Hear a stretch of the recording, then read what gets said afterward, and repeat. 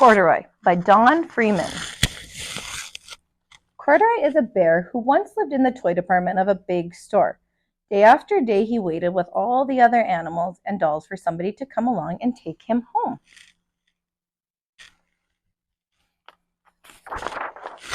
The store was always filled with shoppers buying all sorts of things, but no one ever seemed to want a small bear in green overalls. Then one morning, a little girl stopped and looked straight into Corduroy's bright eyes. "Oh, Mommy," she said, "look, there's the fairy bear I've always wanted." "Not today, dear," her mother sighed. "I spent too much already. Besides, he doesn't look new. He's lost the button to one of his shoulder straps."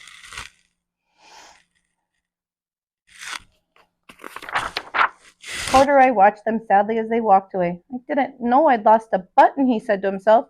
"Tonight I'll go and see if I can find it."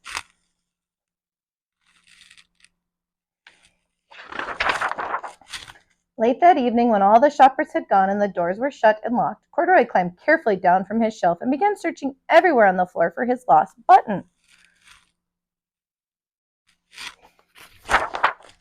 Suddenly, he felt the floor moving under him, quite by accident. He had stepped onto an escalator, and up he went. Could this be a mountain, he wondered? I think I've always wanted to climb a mountain.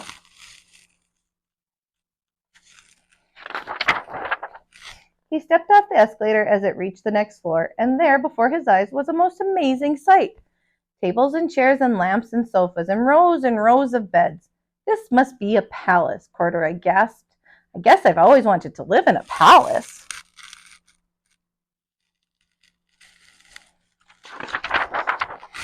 He wandered around admiring the furniture. "This must be a bed," he said. "I've always wanted to sleep in a bed," and up he crawled onto a large, thick mattress. All at once he saw something small and round. "Why, here's my button," he cried, and he tried to pick it up. But, like all the other buttons on the mattress, it was tied down tight.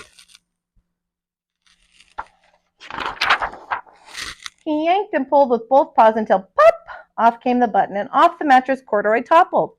Bang! Into a tall floor lamp. Over it fell with a crash. Corduroy didn't know it, but there was someone else awake in the store. The night watchman was going his rounds on the floor above. When he heard the crash, he came dashing down the escalator. "Now, who in the world did that?" he exclaimed. "Somebody must be hiding around here." He flashed his light under and over sofas and beds until he came to the biggest bed of all, and there he saw two fuzzy brown ears sticking up from under the cover. "Hello," he said. "How did you get upstairs?"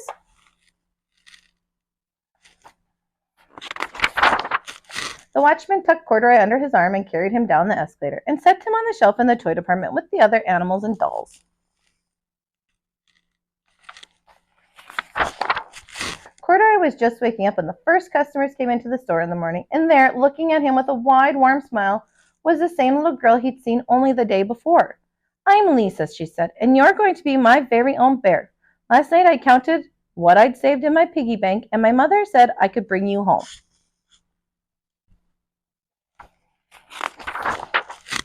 "Shall I put him in a box for you?" the saleslady asked. "Oh, no, thank you," Lisa answered, and she carried Corduroy home in her arms. She ran all the way up 4 flights of stairs and into her family's apartment and straight to her own room. Corduroy blinked. There was a chair and a chest of drawers, and alongside a girl-sized bed stood a little bed just the right size for him. The room was small, nothing like the enormous palace in the department store. "This must be home," he said. "I know I've always wanted a home." Lisa sat down with Corduroy on her lap and began to sew a button on his overalls. "I like you the way you are," she said, "but you'll be more comfortable with your shoulder strap fastened." "You must be a friend," said Corduroy. "I've always wanted a friend." "Me too," said Lisa, and gave him a big hug. The end. Hope you enjoyed that story.